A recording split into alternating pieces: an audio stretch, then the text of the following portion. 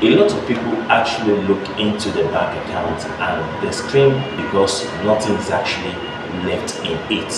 This is due to some certain factors, like for example inflation, because right now inflation is at the highest level in every part of the world now, and because of this high level of inflation, it has actually affected the cost of living and the standard of living. And this accounts for why in most accounts of most individuals or people, they don't have anything in the bank account. And this also accounts for why a lot of our people are actually screaming that there's nothing left in their bank account. They always wonder about one thing, and what do they wonder about? How did they actually spend the money? You see, money does not have value nowadays, and because it does not have value, you begin to wonder, how did you spend the money? You hold some amount of money in your pocket, and before you know it, the money has disappeared, the money is gone, and you begin to wonder, what do you use the money to buy? And this is also the same scenario with account of most people, or bank accounts of most people in Nigeria. If you check their bank account, you discover that there is nothing left in the bank account. The account is actually very, very empty. It is always very, very empty.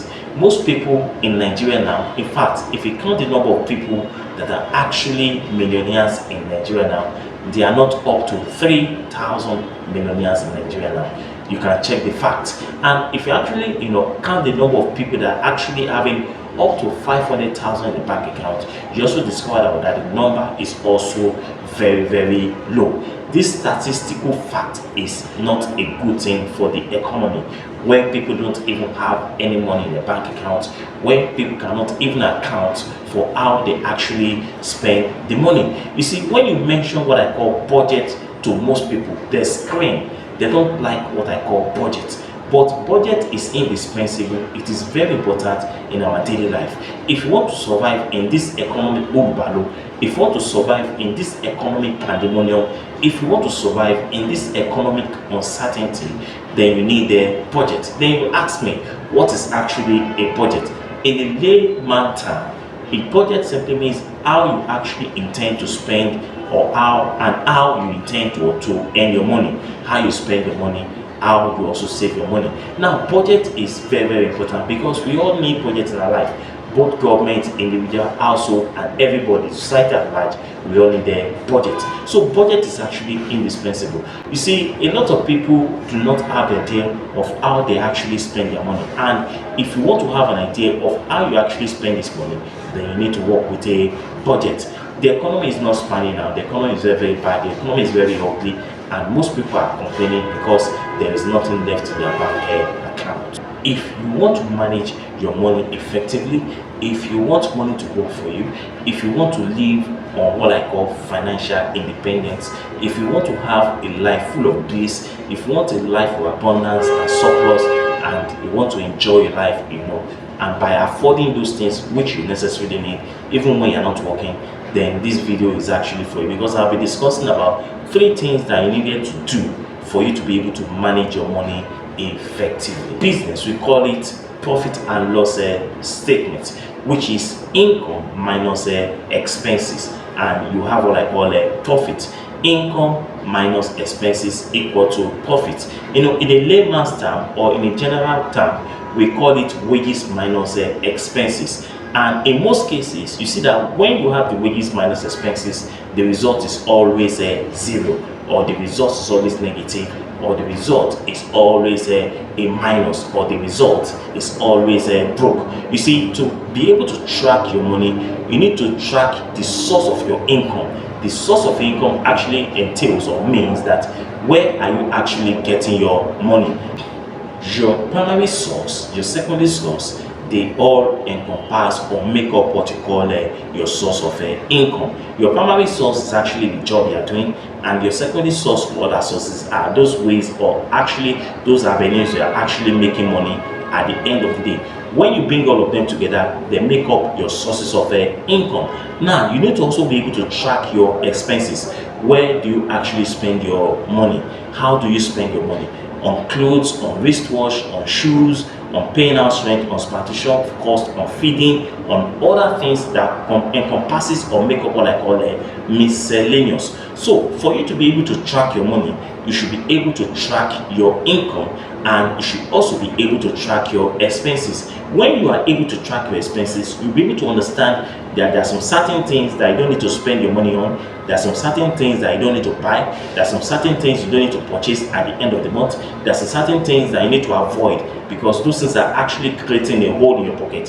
For example, you are always the kind of person that you like, enjoying going out there to enjoy yourself, having fun and the rest of them. You realize that you don't actually need those things, and you begin to cut your coat according to your size, or you begin to cut on those expenses at the end of the day that are always creating a hole in your pocket. So for you to actually be able to track your money, you need to be able to track your income. Then you need also to be able to track your expenses. Then when you're able to balance them, then you can be able to know where your money is actually coming from, what you're actually earning at the end of the month, and what you're actually spending at the end of the month. Don't forget that when you do this, you'll be able to know how much you're actually saving, how much you're actually spending, and how much you can actually invest at the end of the day. So tracking your money is very indispensable. It is very important for you to be able to build up your wealth, for you to be able to achieve what I call financial independence. For you to be able to manage your money, the second thing you need to do is actually to create what I call a system for your money, or what I can say, systemizing your money. Now, you see, a lot of people don't actually systemize their money. A lot of people don't actually plan for their money. A lot of people, they earn the money, they spend the money, they earn the money, they spend the money. Most especially among the lower class and the middle class, because there is a decision between the lower class, the middle class, and the upper class. Once the lower class gets the money, they spend the money. Once the middle class gets the money, they want to use to increase their credit facilities so that they can have more access to more loans, to more easy.By, to more buy now and pay later. Then for the upper class, once they get the money, they don't spend the money immediately. They actually systemize the money. So when you're actually talking about systemizing your money, we're talking about dividing your money into three groups: into spending, into savings, into investment. Now there's actually a percentage that you can actually allocate for the three of them, and you must make sure you follow them very, very, very well. What are you saying here? We're saying that you can do what I call 75, 15, 10. 75% is actually the money you can spend in a month. 15% is actually the money you can actually invest in a month, and 10% is actually the money you can actually keep for a period of emergency. So systemizing your money entails that you should be able to divide your money into three parts once you earn that money. But unfortunately, among the middle class and the lower class, they don't have this budgetary plan, or they don't plan for the money, and as the money is what is coming in, they spend the money. Now, to make it more easier for you, so that you can actually be able to achieve this, you can actually ask your bank to actually divide your money into three parts at the end of every month. In other words, you can create three accounts for the three of them. You can create the account for spending, you can create the account for savings, you can also create the account for investing. So the money you actually save is actually for a period of emergency, life happens, in case anything happens, you can actually be able to survive on. Then the money that you can actually spend is actually the money for miscellaneous or daily activities. Then the money for the investment is the money you don't even touch at all. So for the wealthy class, they don't spend all their money. So if you want to make more money, if you want to become wealthy, if you want to become financially independent, then you need to learn how to systemize your money. So number one, don't forget you save some part of this money. Don't forget you invest some part of this money, and don't forget you can now spend the part or the remaining part of the money. Now, I always advise people that once you get that money, or you get a paycheck at the end of every financial month, what you can do is that you first of all, remove the money for the investment, which is number one, which is cardinal. Then the second thing, you can actually remove the money for savings. Then thirdly, you can now do what I call remove the money for spending. Now, when you do this, you need to be articulate, you need to be financially disciplined, you need to be focused, you need to be determined for you to be able to achieve this at the end of the day. So learn to systemize your money if you actually want to grow your money and become wealthy in the future. Don't forget that it is not everything that you see that you buy, because as a rational human being, We always have this insatiable taste for everything we see around us. There is always this urge, you want to buy this. Now, the danger that is in it is that if you don't actually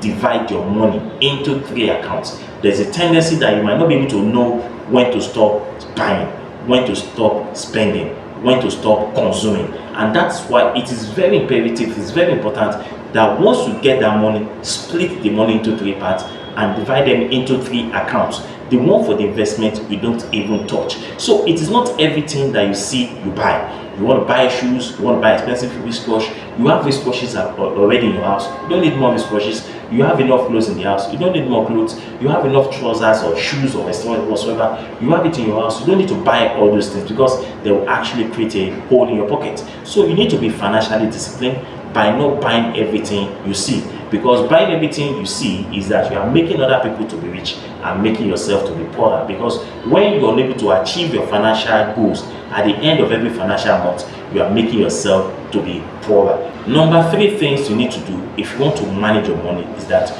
you must put your money into work. You must put your money to work. You see, money does not like stagnancy.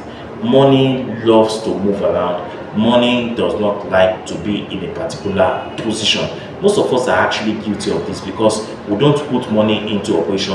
We always save our money in the bank account, and we believe that saving money is actually a guarantee for retirement. It's actually not a guarantee for retirement, because I've actually done a video regarding that. Now, you need to put your money into work. Money loves to work. Putting your money into work entails that your money is actually working for you. Your money is actually growing for you. Even when you're not working, your money is actually working for you. Now, let me quote this. You need to understand this. You cannot be wealthy when you are always working to earn money.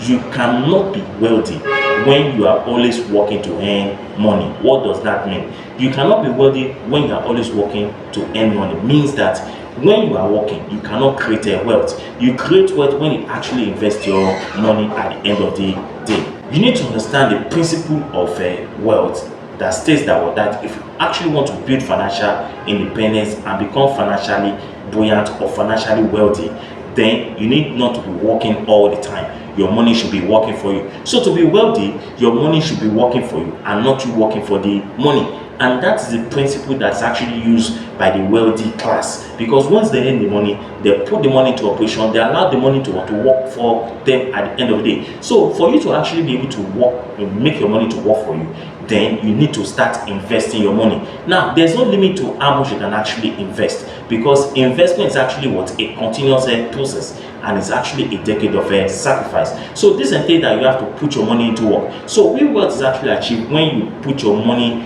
into work, when your money can actually pay for your expenses. That is when you are achieving what I call real wealth. So if you want to actually achieve real wealth, you need to put your money into operation and allow your money to be able to pay for your expenses after a decade or a decade of sacrifices. So you need to manage your money better for you to start investing your money. So for you to actually achieve what you actually wanted at the end of the day, then you need to make your money to work for you, and you need to start investing. Like I said earlier, there's no little amount that I can actually invest, because investment is actually a continuous process. You keep investing and you keep investing. Even your profit, you invest it. We invest the money into investment portfolio, and you watch your money as it compounds over the years. To achieve this, we must also talk about what I call a decade of sacrifice, because people actually believe that if you're talking about investment, it's actually a 1 month, 2 months, 3 months, 4 months, 5 months, 6 months, or 1 year thing or 2 years thing. No, it's not a 2-year thing, it's not a 5-year thing.